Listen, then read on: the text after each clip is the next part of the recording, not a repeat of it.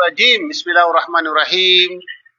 Alhamdulillahirabbil alamin. Assalatu wassalamu ala asrafil anbiya wal mursalin sayyidina Muhammad wa ala alihi wa sahbihi asmain. Assalamualaikum warahmatullahi wabarakatuh. Anong sasagot mo, sister?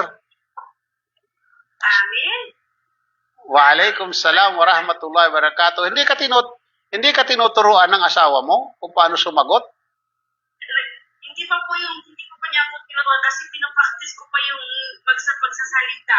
Okay. Ano po, 2 linggo pa lang.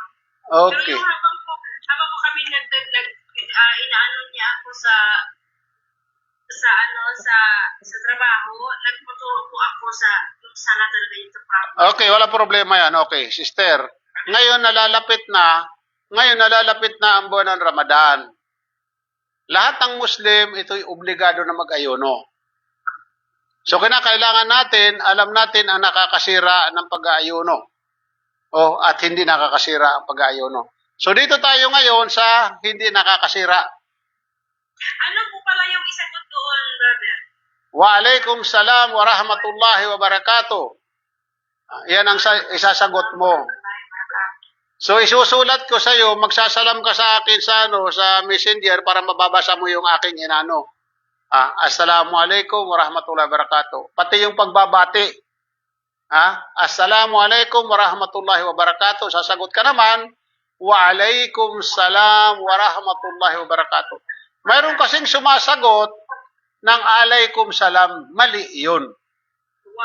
Waalaikumsalam warahmatullahi wabarakatuh. Kaya kinakailangan tamang ating pagkakabigkas. Kasi maging sa sala, obligado tayo na matuto ng Arabic. Arabic ang ginagamit natin sa sala. So kaya kinakailangan ang ating binabasa na Arabic na Quran, yung maikli na sura ginagamit sa sala, kinakailangan tamang pagkakabigkas natin para hindi mawala yung meaning. Para hindi mawala ng meaning. Kasi ang Arabic malawak. Hindi tulad ng wika natin na parang ano lang siya, wala. Sa Arabic, ang dila kung saan mo dadalhin, gilid, taas, labas, para makuha mo yung tamang bigkas. Kaya pinag-aaralan ng maigi ang Arabic, yung tinatawag na yung tajwid. Pagbigkas. Waalaikumsalam warahmatullahi wabarakatuh. Waalaikumsalam warahmatullahi wabarakatuh. Isusulat ko yan dyan sa message sa messenger mo. Para para mabasa mo, masulat mo, at saka minsan gagamitan ko ng audio. Audio ko para pakikinggan mo kung tama.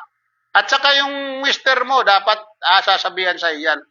Ang mister mo, alam mo yung mga Pakistani yan, marami sa kanilang hindi alam. Marami sa kanilang mangmang sa kanilang relihiyon. Baka akala mo, porque Pakistani, magagaling na. Marami sa kanilang mangmang. Ganon ang Islam. Hindi porque halimbawa Muslim ka na, okay na hanggang doon na. Marami sa kanilang hindi nag-aral. Alam mo kung totoong Muslim siyang mayroong kaalaman sa Islam, hanggang sa tahaba ng inyong pagsasama, dapat marami ka ng alam. Ituturo sa iyo. Kasi hindi ba kasi irespeto din niya yung ko. Hindi siya irespeto, sister. Hindi pagrespeto yan. Hindi po ako nagpaturo kasi hindi po man ako Muslim. Hindi pagrespeto yon. Kasi kung mayroon siyang alam, unti-unti kang bibigyan ng kaalaman. Hindi ka bibiglain. At hindi ka pipirsa na mag-Muslim.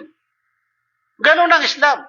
Kasi nga sabi ng Quran, la ikraha fi din. Walang sapilitan sa pananampalataya. Ngunit, ipapaliwanag dapat sa iyo. Ipapaliwanag sa iyo ang Islam, ano bang Islam, sino bang Muslim.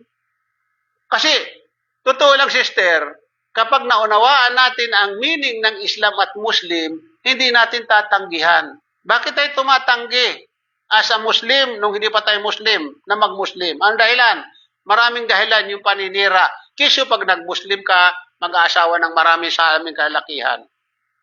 At kisyo halimbawa, magiging terorista, magiging magulo, traitor, lahat ng kasamaan ipinapatong sa Muslim. So as ikaw na walang kakaalaman sa Islam, hindi ka magmo-Muslim talaga. Ang salitang Muslim, hindi mo talaga matanggap. Ngunit alam mo ba na napakaganda ng meaning ng salitang Islam at Muslim? Napakaganda.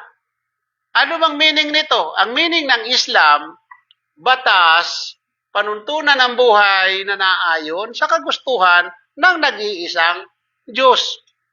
Mayroon siyang pautos na kahulugan, pagsunod, pagsuko, pagtalima at pagpapasakop sa nag-iisang Diyos. Ang sinumang sumunod, sumuko, tumalima at pagpasakop sa nag-iisang Diyos na yan, siya'y tinatawag na Muslim.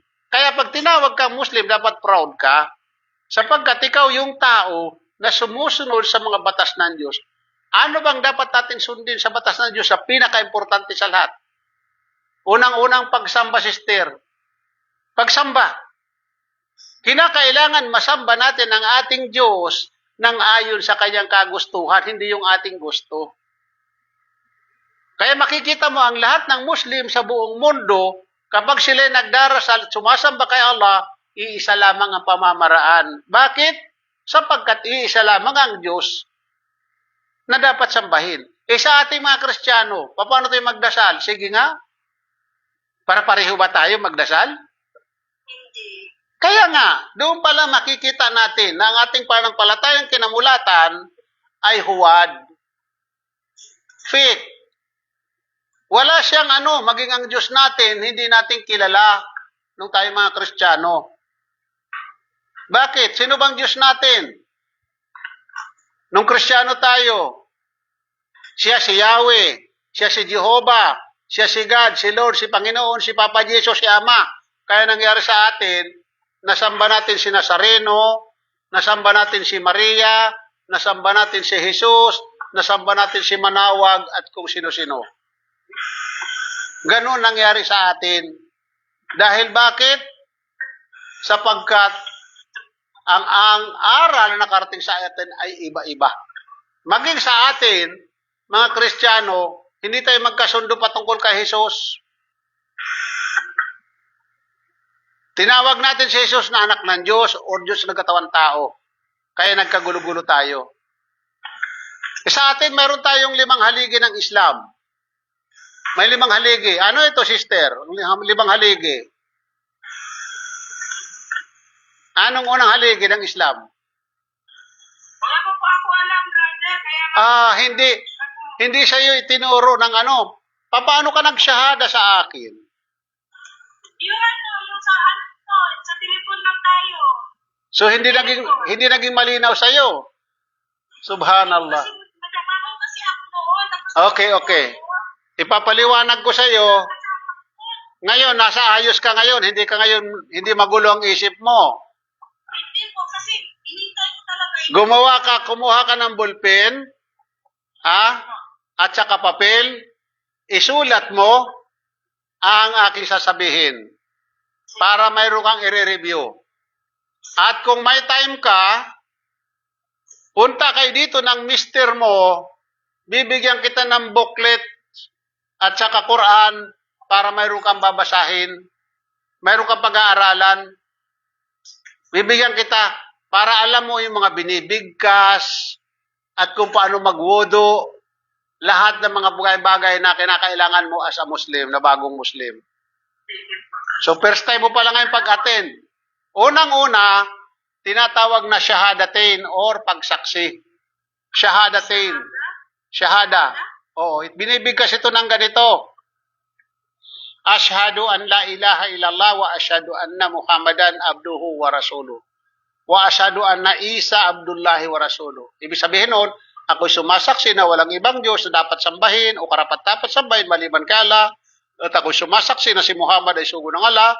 At ako'y sumasaksi rin naman na si Isa o si Jesus na anak ni Maria ay sugo ng Allah. Yan ang unang hakbang mo para makapasok ka sa Islam. Shahada. Pangalawa, dahil ikay sumaksi na walang ibang Diyos na dapat sambahin, maliban kay Allah, pangalawa ay kailangan mo siyang sambahin, ang sala. Pangalawang sala. Okay, pangatlo, ang zakat or charity. Zakat or charity. Charity. Pang-apat, ang pang-aayuno or fasting. Pag-aayuno sa buwan ng Ramadan. At ang panglima, ang Hajj. Ang Hajj. So ito yung 5 haligi ng Islam. So ang Islam ay mayroon 6 din na pananampalataya. 6 na pananampalataya o paniniwala. Okay, nailista mo na. Sige, ulitin mo nga, sister. Ulitin mo. Shahada, salat, zakat, fasting, hajj. Okay. Bukod dyan, sa 5 haligi, mayroon 6 na paniniwala ang mga Muslim. Una, ang paniniwala kay Allah.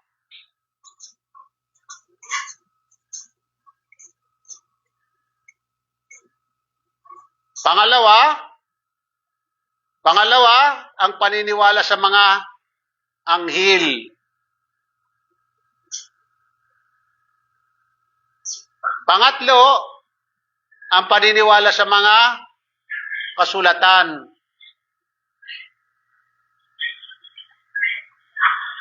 Pang-apat, ang paniniwala sa mga propeta.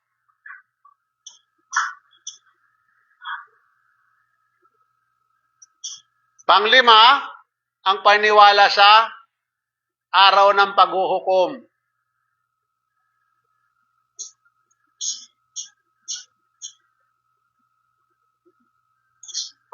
Pang-anim, ang paniniwala sa kadar o tadhana. Yan yung tadhana o kadar o tadhana. Tadhana, kapalaran, maging ito may mabuti o masama. So yun ang kinakailangan, kabisado mo yan. At mayroon dyan, bawat isa, mayroon yan mga paliwanag. Kaya pag halimbawa, nagawi ka dito, bibigyan kita ng mga babasahin. Yung book 1 at book 2 na yung pag-aaralan para ito ay basic sa Islam. Assalamualaikum. Waalaikumsalam warahmatullahi wabarakatuh. Sister Khadija, kumusta ka na?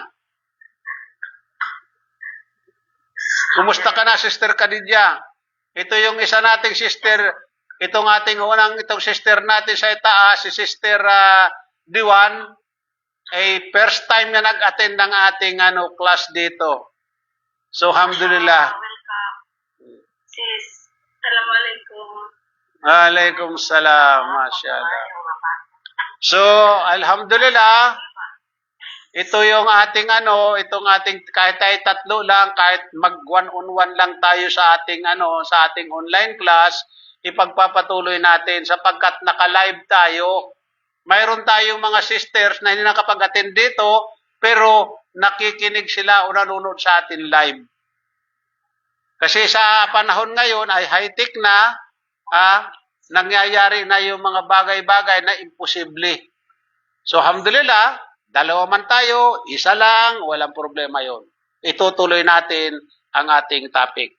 So, yung ating topic ngayon ay patungkol ito sa mga hindi nakakasira sa pag-aayuno. Hindi nakakasira sa pag-aayuno, ha? Kasi yung kanina, sa mga lalaki, huminto ako dito sa hanggang inabot ko ang mga nakakasira sa pag-aayuno. So itutuloy natin ito sa susunod ng mga buwan, mga araw, mga linggo, babalikan natin ito dahil napakahalaga na to sapagkat malapit na ang Ramadan, yung hinihintay ng lahat ng mga Muslim, ang buwan ng Ramadan, na pinaka-espesyal na bisita na hinihintay ng mga Muslim. At ang mga Muslim ay nagdudua dito, nananalangin, Ya Allah, paratingin mo pa ako hanggang sa susunod na Ramadan na buhay pa ako. Dapagkat napakarami ng biyaya, napakarami ng pabor ang binibigay ng Allah subhanahu wa ta'ala sa atin patungkol sa ating pananampalatayang Islam sa buwan ng Ramadan sa mga nag-aayuno. Okay. Una, ang nakakasira or hindi nakakasira sa pag-aayuno. Okay, ang pagpaligo o paglangoy at ang pagpapalamig laban sa init. Una, hindi nakakasira ang paligo at paglangoy. Huwag lamang iinom. Huwag ka lamang makakainom. So, hindi nakakasira yan. Yung magpalamig ka. Pangalawa, ang pagkain at pag-inom at pakikipagtalik sa gabi hanggang bago sumapit ang madaling araw sa mag-asawa. Bago sumapit, hindi nakakasira yan. Okay? Pangatlo, ang paglilinis ng ngipin, yung toothbrush sa pamagitan ng siwak ay hindi nakakaapekto sa pag-aayono sa anumang oras sa araw man umanapay kabilang na ito sa mga kanais-nais na gawain. Kaya mapapansin natin na mga Muslim, nagsisiwak sila, nagkakaskas ganun, sapagkat ito ay sunnah kahit na sa sala. Kahit na sa oras ng sala, kahit anong oras, walang problema yan. Dahil kabilang yan sa Islam ay kalinisan. Kalahati ng Islam ay kalinisan. Pang-apat, paggamit ng anumang uri ng gamot na halal na hindi nakabubusog. Sa makatuwid, maaaring magpaturok ng gamot na hindi nakabubusog o magpapatak ng gamot sa mata at tainga. So ito ay hindi nakakasira yan, yung paggamit ng gamot na hindi nakakabusog. Kung mayroon tayong mga maintenance o mga gamot na halimbawa, pwede siguro siya din. Pwede siya, basta tulad halimbawa ng mga inhaler. Huwag lang iinom Huwag lang iinom. Sapagkat pag inom mo ka ng gamot, of course, sasamahan mo ng tubig. Pero yung mga inhaler lang at saka yung mga sa ilong, walang problema. Kabilang yan na hindi nakakasira. Lalo kung mayroon tayong mga asthma. May asthma tayo. Walang problema yan. Hindi rin nakakasira sa pag-aayono ang pagtikim ng pagkain sa kondisyong walang anumang makakarating sa tiyan. Ang pagtikim sa dila, kapag ikay nagluluto ka, tikman mo kung maalat o hindi. Huwag lang makakarating sa ating tiyan ang iyong pagtikim. Huwag ka titikim ng utang buong kutsara. Kunti lang. Ramdam mo lang na kung ano ba lasa ng iyong niluluto. Kung yan ba'y mapait, yan ba'y maalat, lahat yun. Hindi nakakasira yan. Wala ring masama sa pagmumumog at pagsinga ng tubig na pinapasok sa ilong. Subalit huwag pasusubrahan ito upang walang tubig na makarating sa tiyan. Yung pagmumog. Huwag nga lang maggagalgal. Di ba? Meron tayong ganyan. Huwag. Dito lang, ganyan lang. Pagkatapos sisinghot ka, huwag naman yung makakarating sa lalamunan natin ng tubig. Hanggang dito lang. Pagkatapos isisinga mo siya. Hindi nakakasira yan. Okay? At wala ring masama sa paggamit ng pabango at pang-amoy ng mga mabangong bagay. Hindi nakakasira yan. Paggamit ng pabango at sakay nakaamoy ka.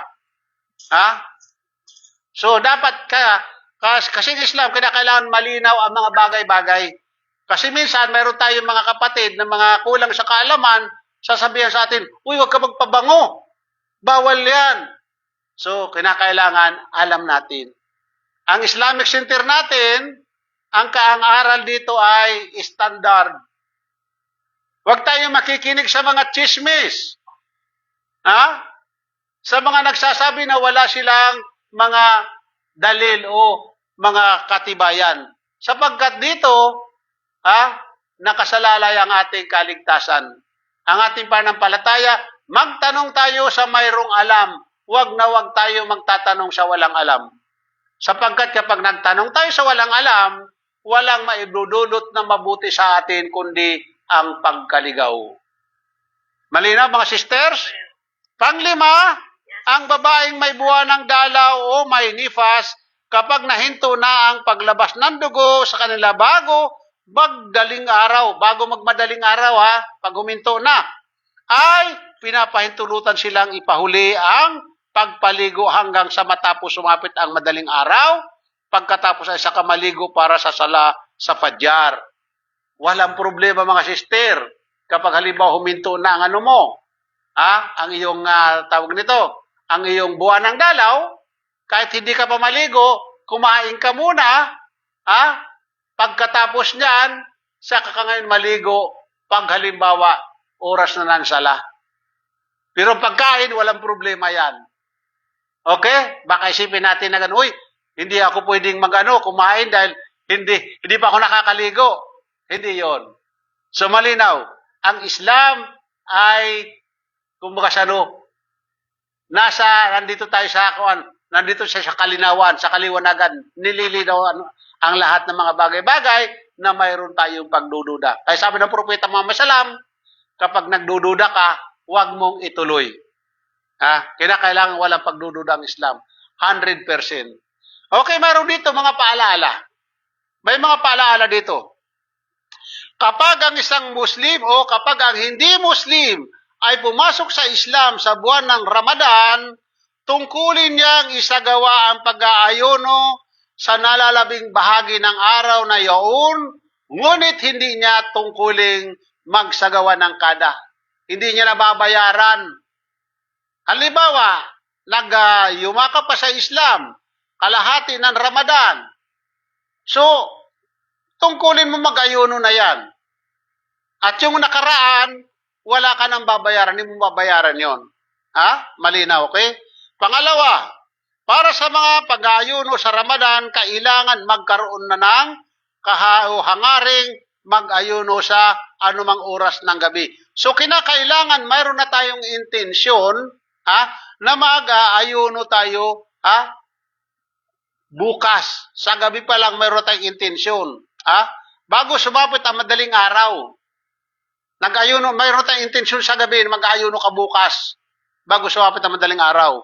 Sa pag-ayuno naman ng sunna, di na kinakailangan. Pag sunna naman, di na kinakailangan. Pwede kang hindi, halimbawa, di ka kumain, saka mag-intensyon, pagkatapos halimbawa ng sala, walang problema. Ang ayuno mo. Basta hindi ka pa nakakakain. Okay, malinaw, mga sisters? Okay.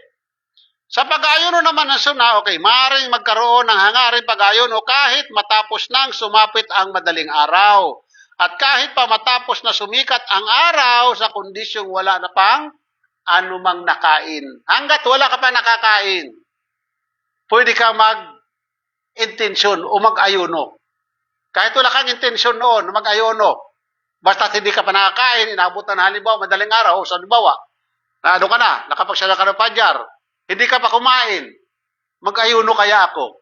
Walang problema yon. Yun ang isipin mag-ayuno ka na lang, halimbawa. Hindi katulad ng Ramadan, na kinakailangan sa gabi, mayroon ka ng intensyon. Bukas, magluluto ako ngayon, dahil madaling araw, kakain ako ng suhor para pag-aayuno kinabukasan. Kaiba naman sa Ramadan, sa hindi Ramadan, sa sunna, na wala siyang intensyon, pwede siyang ihuli ang intensyon mo bago ang ayuno. Naintindihan natin mga sister? Lalo sa iyo, Sister Diwan. Naintindihan mo? Okay.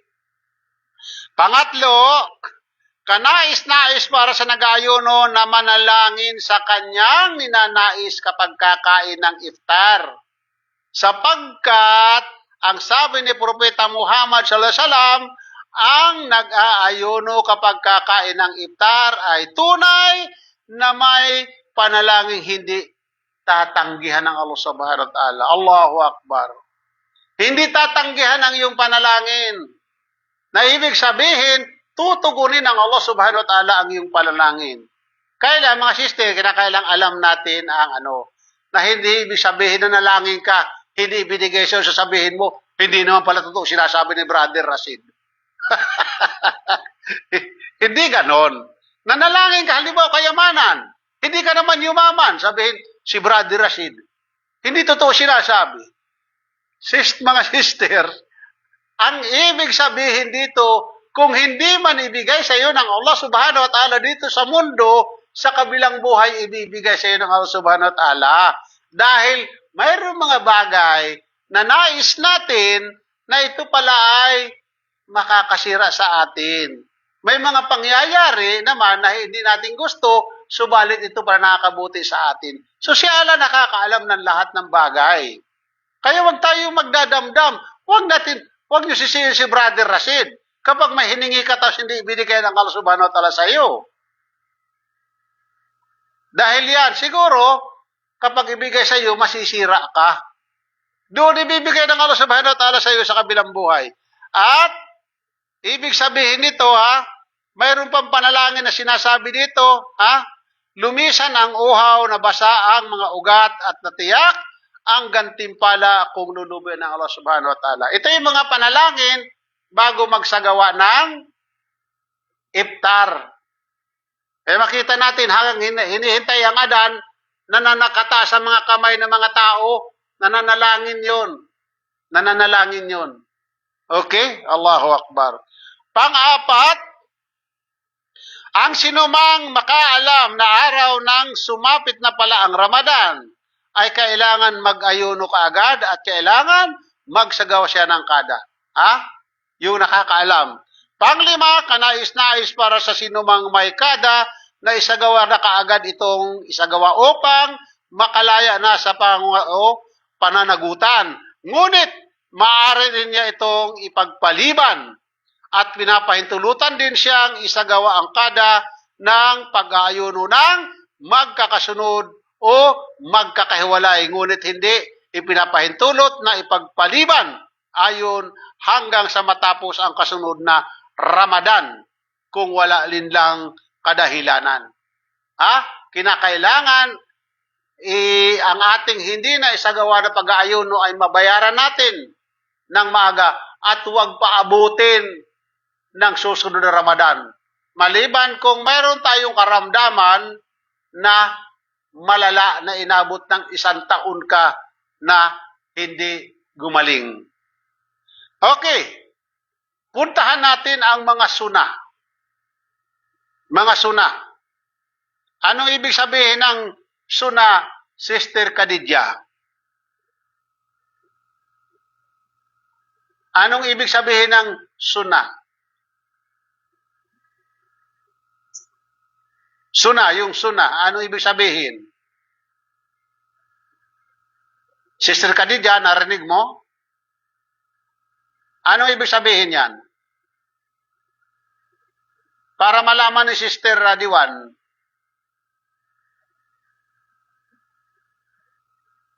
Wala kang sound.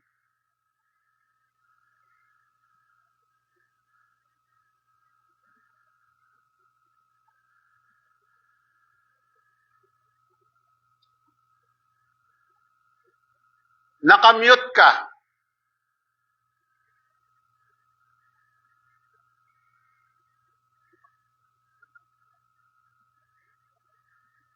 Okay.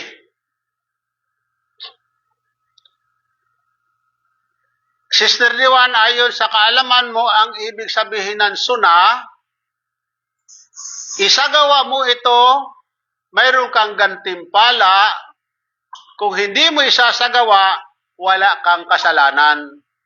Yan ang ibig sabihin ng suna. Ito yung voluntaryo. Okay. Number one, ang sahur, sapagkat ang sabi ni Propeta Muhammad SAW, kumain kayo ng sahur sapagkat sa sahur ay mayroong biyaya. Ang ibig sabihin ng sahur, sister, yung madaling araw, kakain ka na madaling araw, bago mag-adan. Kasi pagka-adan, tapos na ng adan, hindi ka na pwedeng kumain. Ang suna sa pagkain ng sahur ay kainin ito kapag malapit na ang madaling araw, sapagkat ang sabi ni Propeta Muhammad SAW, mananatili ang aking mga tagasunod sa mabuti hanggang inaagahan nila ang pagkain ng iftar at pinapahuli nila ang pagkain ng sahur. So yun ang sabi ng Propeta Muhammad SAW, na napakaganda, nakakain ka ng sahur bago mag-adan. Mga halimbawa, ang adan ay alas 5, kinakailang alas 4 nakakain ka na. Huwag yung alauna. Alas 4 nakakain ka na, huwag lang yung masyadong maaga alauna. Okay? Pangalawa, ang maagang pagkain ng iftar kapag natiyak na ang paglubog ng araw at ang sunod na kainin sa iftar ay ang rutab o sariwang datilis. Kaya makikita natin, halimbawa, pagsigaw, kakain siya ng dates, at saka iinom ng tubig, ulaban. Pagkatapos noon, mga ilang dates, kain siya mga 3, 5, saka siya magsagawa ng sala. Pagkatapos magsala, saka naman siya kakain ng yung hard, yung normal na kain. Ganun ang yan ang the best na iftar. Ngunit kung walang makita, maaari ring ang tamar na hindi sariwang datilis. At kung wala ring makitang ganon, maaari rin na ang tubig. At kung wala rin ang tubig, makikitang ganon, maaari na rin ang kahit anong makakain. Lahat na makakain na nandoon, kung wala kang makitang mga ganon, pwede mong i-break. Kanin, or anuman. Tubig, or anuman. Gatas. Walang problema yan. Basta ang importante, ma-break mo ang iyong fasting. Huwag mong ihuhuli. Huwag mong ihuhuli yan. Kinakailangan ay i-break mo siya. Pang-apat, Nawala yung signal ko. okay lang yan, okay lang yan. Kaya pala, nawala ka na ng sound. Nawala yung signal. Okay lang yan, okay, sister. Alam problema. Sorry po. Normal lang yan, normal. Okay, pangatlo, ang panalangin habang nag-aayono, lalo-lalo na kapag kakainan ng iftar, sapagkat ang sabi ng Propeta Muhammad sallallahu alaihi wasallam, may 3 panalangin tinutugon ang tatlong panalangin ang tinutugon, 3, Ang panalangin ng nag-aayono, ang panalangin ng naaapi, at ang panalangin ng naglalakbay. Kaya mag-iingat tayo. Ano yun? Naaapi. Inapi ka. Halimbawa, inapi ka ng amo mo. Manalangin ka. Pinapakinggan yan. Ewa. Tinatanggap yan. Kaya wag tayo. Ano yung number 1? Yung number 1, ang nag-aayuno. Ang panalangin ng nag-aayuno, ang panalangin ng nag-aapi o naapi at ang panalangin ng naglalakbay. Tinutugon ang panalangin ng nag-aayuno una. Kaya pa nag-aayuno ka, tinutugon ang panalangin na anumang gusto mong hingin kay Allah subhanahu wa ta'ala, tinutugon yan. At saka yung naaapi. Naapi at saka yung naglalakbay, nagbibiyahe ka. Tinutugon yan ng Allah subhanahu wa ta'ala.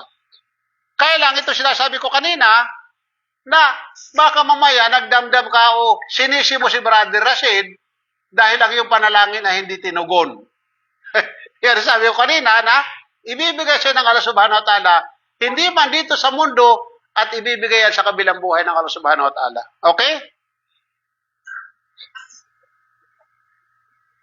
Okay, kabilang din sa karapat-dapat gawin ng nag-aayuno ay ang pagsasagawa ng Qiyamul Layl sa Ramadan, sapagkat ang sabi ng Propeta Muhammad SAW, ang sino mang nagsasagawa ng Qiyamul Layl sa Ramadan dahil sa pananampalataya at pag-asang pagpapalain, patatawarin ang nauna sa kanyang kasalanan. Qiyamul Layl. Ito yung Qiyamul Layl, yung pagsasala sa gabi, so madaling araw. Pinatatawad ang ating mga nagagawang kasalanan. Okay. Okay? So ito ay nakatala kay Imam. Itinala ito sa kasaysayan. Allahu Akbar. Okay. Kabilang rin sa mga karapat-dapat gawain niya ay ang madalas na pagbibigay ng kawang gawa. Sapagkat sabi ng Propeta Muhammad SAW, pinakamaimam sa tao ang magsagawa ng kawang gawa o magbibigay ng kawang gawa sa buwan ng Ramadan. Magkaano lamang. Magkaano lamang ang ating may abot na kawang gawa. Lalong-lalo na doon sa mga mahihirap. Mag-aabot tayo pagkain o ano man na mabuti may aabot natin. Sapagkat napakabuti ng ating may magantimpala tayong makakamit noon. So nararapat ding maging masipag sa pagbabasa ng Quran sa buwan ng Ramadan. Kasi itong Quran ay ito ipinahayag sa kay Propeta Muhammad Salam sa buwan ng Ramadan. Ang Ramadan ay buwan ng Quran. Mag-memorize ka, magbasa, lahat ng gawaing pagbabasa. Kaya ang mga Muslim na mga mananampalataya, abala sila sa pagbabasa ng Quran. Hindi naman ibig sabihin na maghapon ka magbasa ng Quran, wala ka nang gagawin. Ang the best na pagbabasa ng Quran, pagkatapos ng sala ng madaling araw at saka yung bago sumapit ang sala. Yun ang pagbabasa ng Quran. Na the best yan. So wag naman uubusin natin ang ating oras sa pagbabasa, wala tayong ginagawa na. Puro lang pagbasa ng pagbasa. Hindi na rin tama yun. Meron tayong kasabihan, too much everything is dangerous. Ang lahat ng sobrang bagay ay delikado. Maging sa tinatawag na kaligayahan, yung ligaya na sobra ay hindi nakakabuti sa atin. So yun ang mga ating naibahagi ang patungkol dito sa yung hindi nakakasira ng ating pag-aayono. So hanggang dito na lamang natin, sister, tatapusin ang ating topic sapagkat ang ating oras ay natapos na at naubos, inshallah. Sa susunod naman, every week tayo ay gagawin natin ito at itutuloy natin ang ating mga topic patungkol lalong-lalo na nalalapit na ang Ramadan. Ilang araw na lamang ay sasapit na ang Ramadan. Tuloy-tuloy lang ang ating ang ating online. Sa mga hindi nakapag-attend at saka sa mga nabitin sa ating topic, inshallah, mayroon tayong online na pwedeng balik-balikan sa pakikinig para mayroon tayong makuha natin yung ating hindi naabutan na mga topic natin. So hanggang dito na lamang mga sister. Maraming salamat. Assalamualaikum warahmatullahi wabarakatuh.